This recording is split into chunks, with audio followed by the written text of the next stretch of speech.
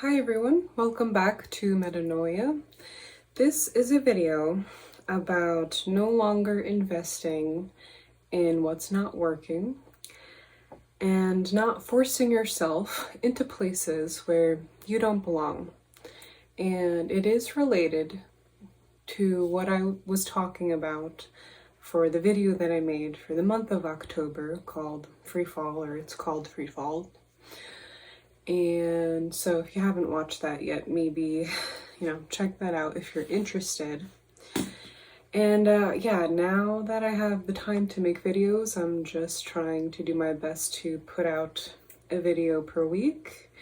And I don't have anything formal planned, so I am going to use this week as an opportunity for some more story time, similar to the video that I made recently that was received well on co-creation and manifestation.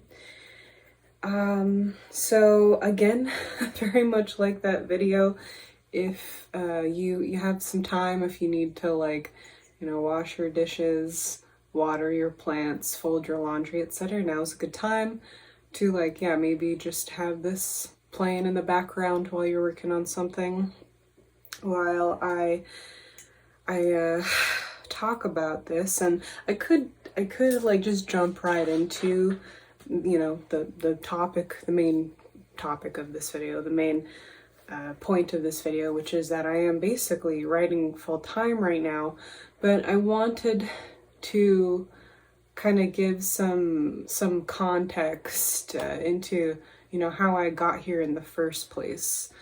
Because I think when you watch a lot of videos like this, it starts off with I quit my corporate job to, commit to being self-employed in my tiny home, or my van or something like that, or what have you. I quit my corporate job to be writing full-time and stuff like that. But my circumstance is a little bit more unique, I think. I'm sure that there's other people who have, encountered the same thing.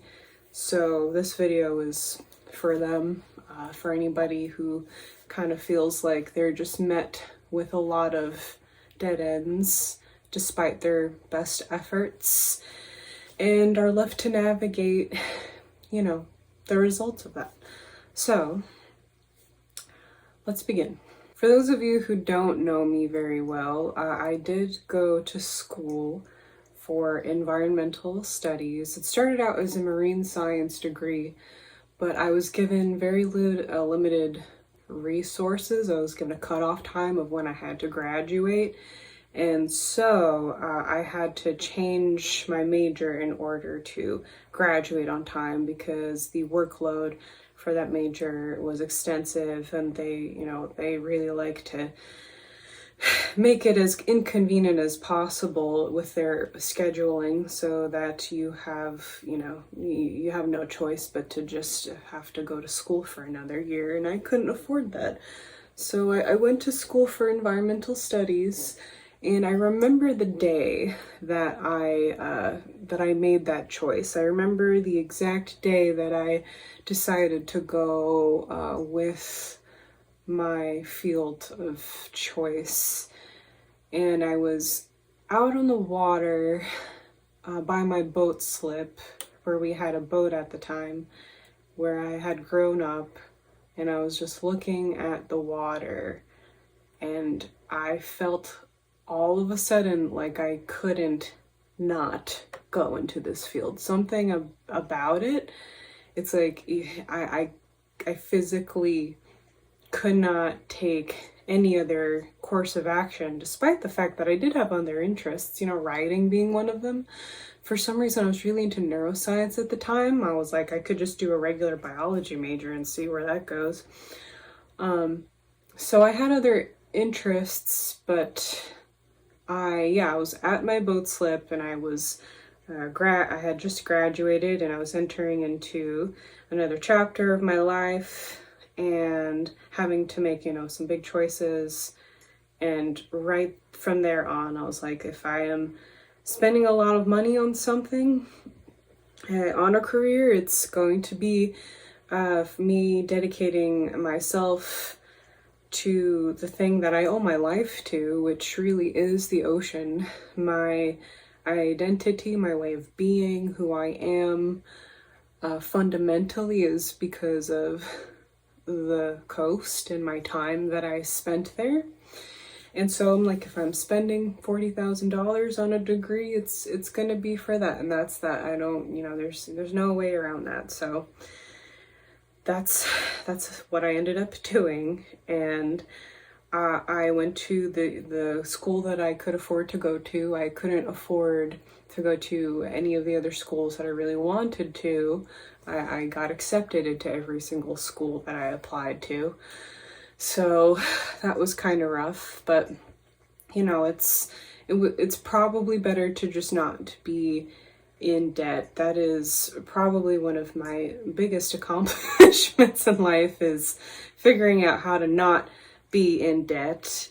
And I don't know how people in debt are able to cope right now at all with the way that things are, with now, especially with simple things like shelter and groceries. There doesn't seem to be a way to survive with like $100 extra bill that you have to pay every month that you'll be paying for the rest of your life. So I'm very, very lucky and so fortunate that I was able to escape that. But because I had to cut so many corners, there are jobs that I can't really apply to, like certain federal positions require that you have very specific credits, like semester and hours and things like that for certain, like in certain courses for certain roles. It depends. So there's that.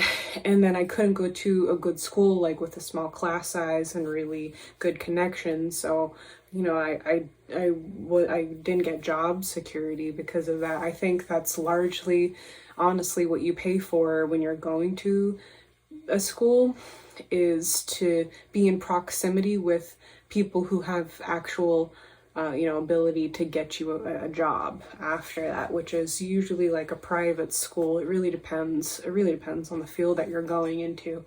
But for me, that would have looked like, a private school, maybe like New Haven, Connecticut, somewhere or something like that, with a smaller class size where the teacher gives a damn about you and has the time to figure out how to get you employment after and things like that. So that was the unfortunate drawback to not being in debt, was to not being able to go to the school that would have given me the best resources for, figuring out what to do after that. So I graduated in 2016, and unfortunately, it's actually really good that it ended up that way, because my dad, right after that, became terminally ill and passed away, unfortunately. So I'm not sure how I would have handled all of that while going to school if that were the case. So again, another reason why that I think that it's probably good it happened the way that it did, even though I have been struggling. So that was like back in 2016 that I graduated, and so it's been quite a long time that I have graduated. And if I did like a quick calculation, and I probably have applied to about 2,000 jobs since then and have not been able to get a full-time, specifically full-time permanent position anywhere. To clarify, to make it just really clear, I have had 2 jobs since graduating in my field. One was part-time, and it did have like a permanency to it, but it was also not really a great place to get ahead. It was kind of a dead end. And then the other one, I was like there for 2 years.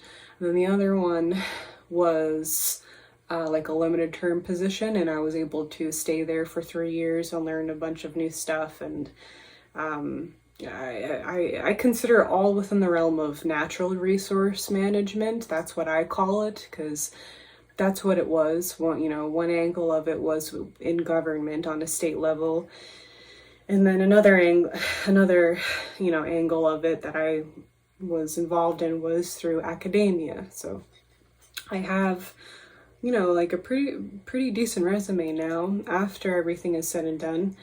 And I still cannot find a full-time permanent position, especially one that pays you enough to qualify for housing, which I know this is a really radical concept, but you theoretically could live in your car while working, but it would probably affect your job performance. So this really radical concept now is that a job secures you your ability to have food, water, shelter, clothing, transportation, etc. for now and in the future, because those are necessary parts of like having a job. But with a lot of jobs these days, and this is not obviously just my field, this is like a universal problem, the salaries are arbitrary.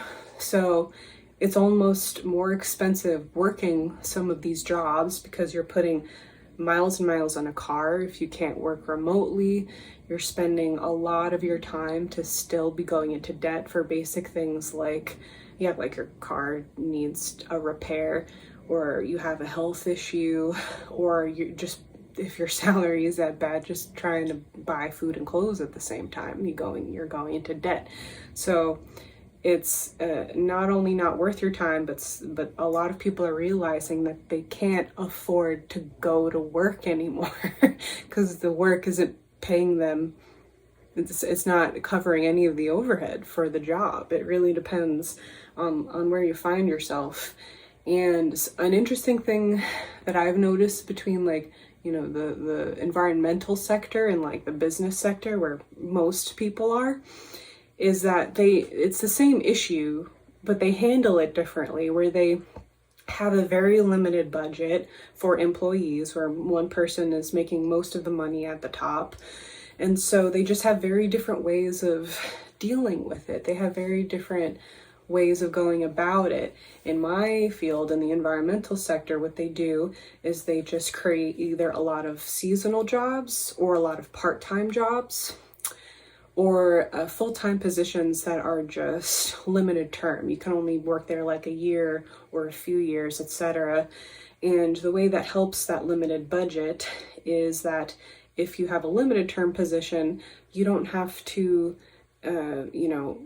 give people benefits like, increased raises for an indefinite amount of time.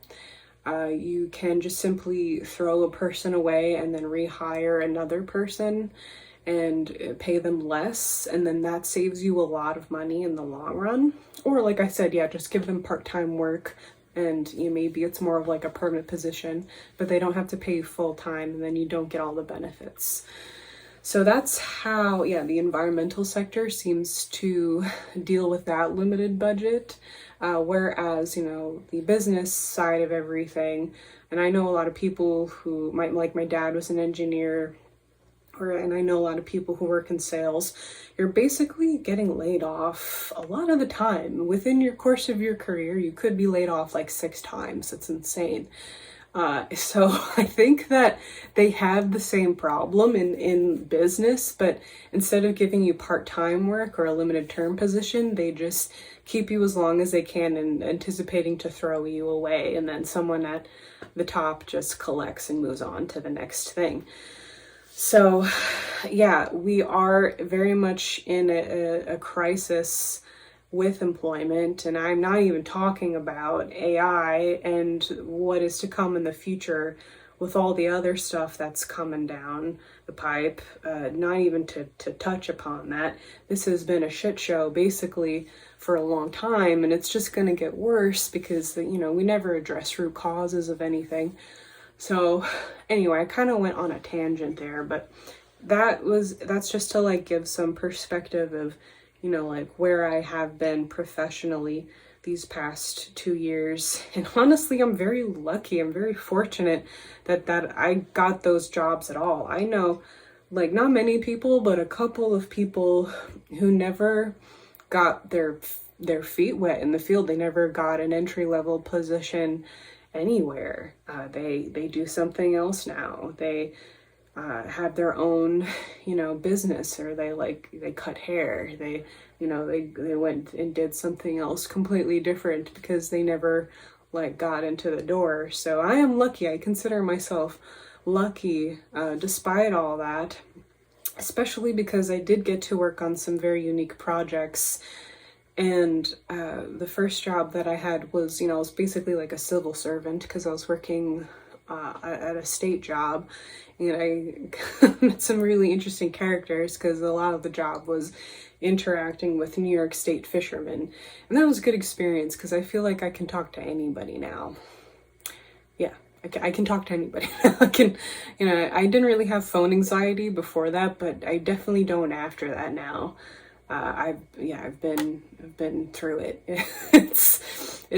But there, it's also, it's great. I think natural resource management is an amazing career path because you get to work on so many different levels, and it suits me very, very well because I'm kind of a technical person. I can understand, math enough to do things with data, but I'm also very good with communications, which often you are interacting with the public, or you have to, write, you're working on like a paper or something like that.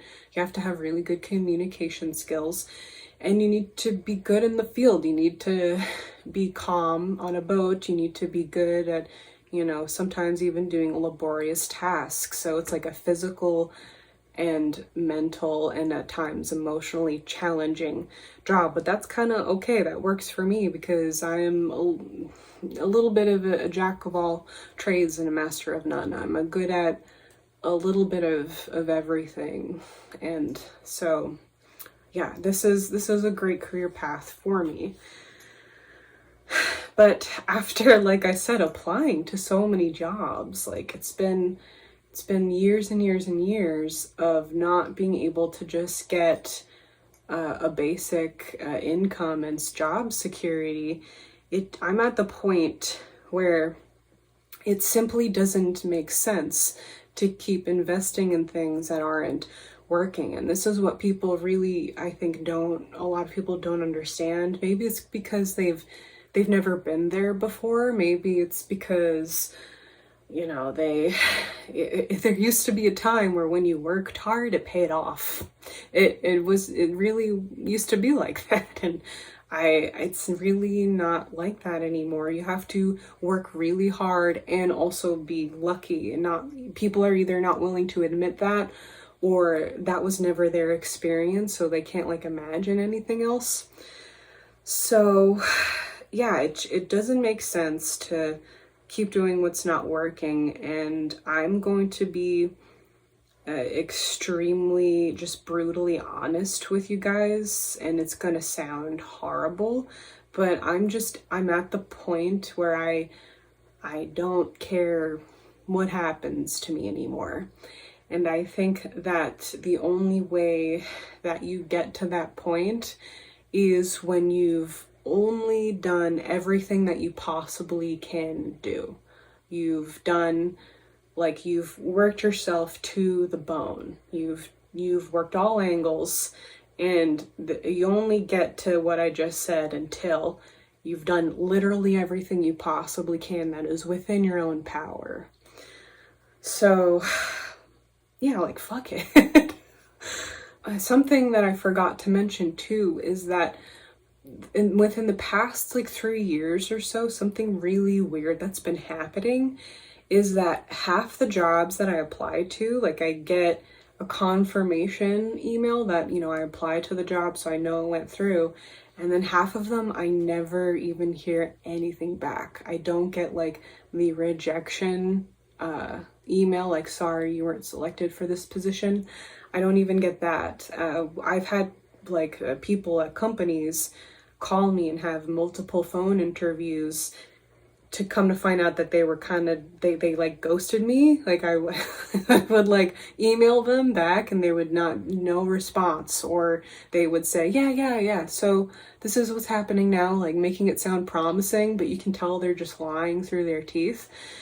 So, that is new. That is new in the last 3 years or so, where something in human resources or something is going on where there's a lot of shady stuff happening.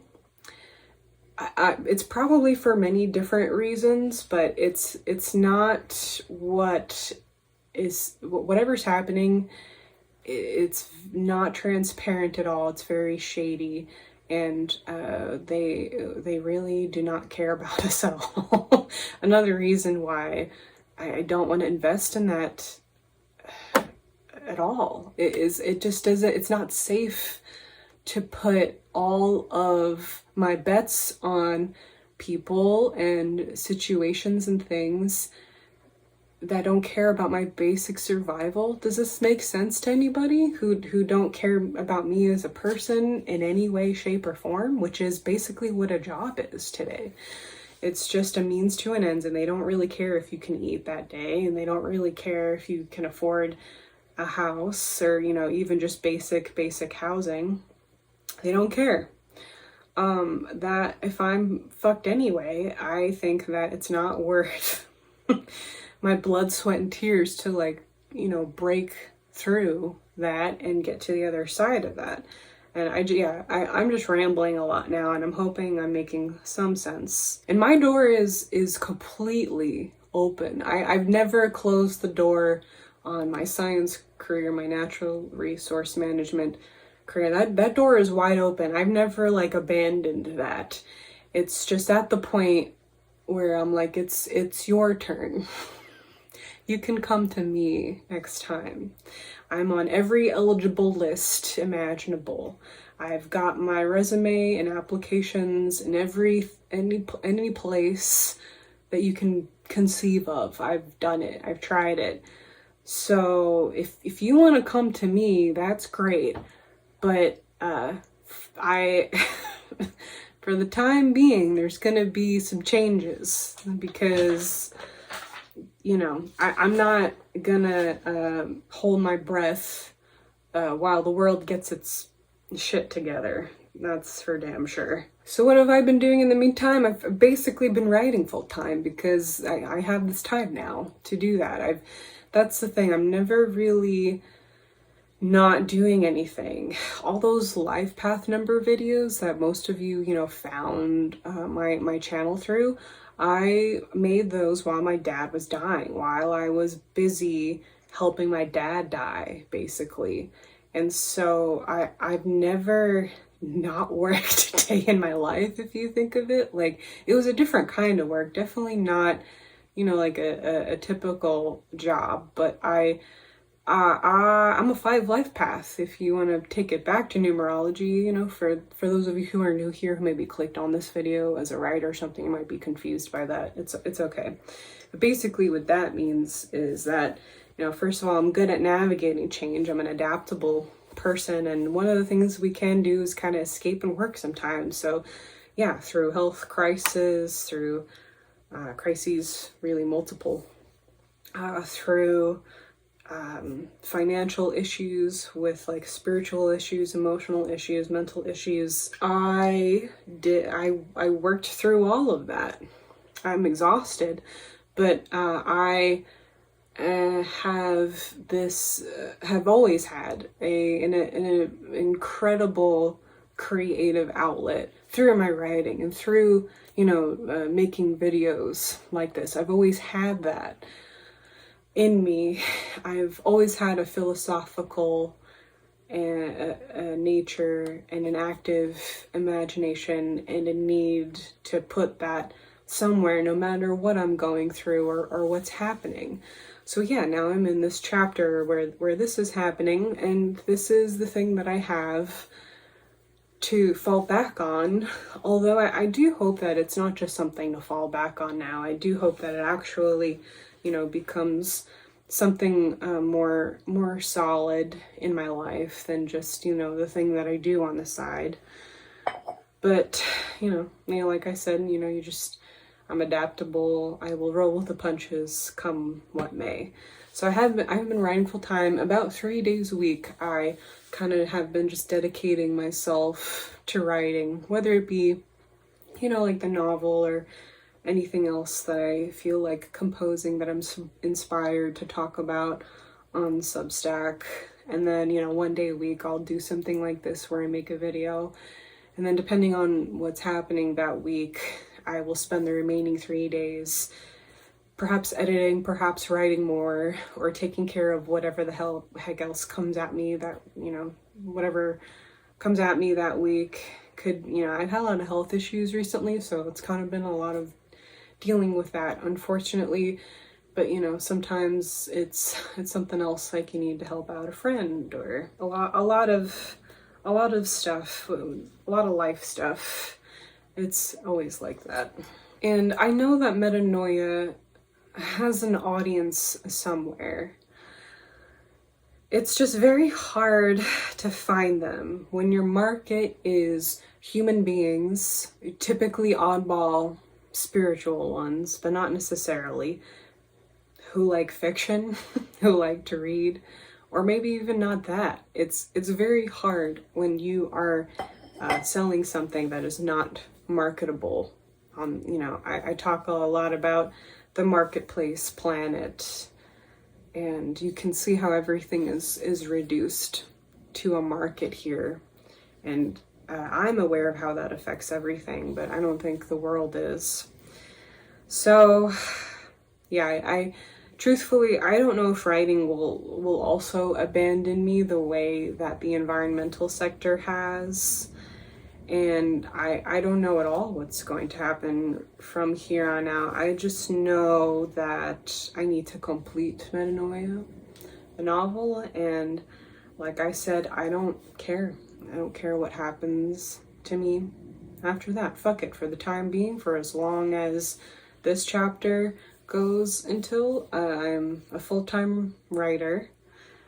And basically every day is just about, taking small steps towards that end goal that I have, and doing the best I can to also not rush it, because I feel like that affects the product more than writers care to realize. I mean, every writer is different. I guess it depends on the kind of writer you are. Some people really work well under pressure and create their best things under pressure. I'm not one of those people. I do much better. I'm like a long distance runner. I used to run. I used to run like 30 miles a week. I'm very good at sustainability. I'm very good at just kind of the long run, and doing things in such a way where it's not a sprint, but I have like a bigger picture in mind. And can I just say, writing has been a really nice escape in election season. It's I've been kind of like everybody, struggling with the way that things are, and I admit I have been tuning a lot of it out and retreating into this fictional world that I've made, and having that as like a safe refuge. And I mentioned this in the thank you email that I sent out recently, but I deep down do hope that it becomes that for other people as well. At least the specific chapter that I'm working on right now, which is very fantasy heavy, the one on Life Path. It's a very fantasy heavy chapter, a little less sci-fi, and a lot more fantasy. So it's nice that that worked out at this time when I happen to be, going through all this, and the world is what it is. It's nice to be working on that chapter specifically.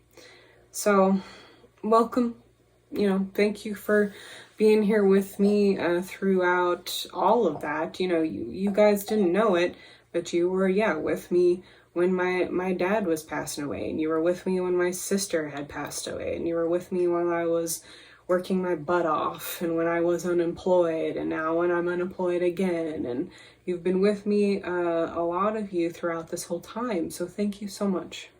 Thank you so much for being here. with me. You all make my life better. You really do. And yeah, if you like fiction, check out my Substack.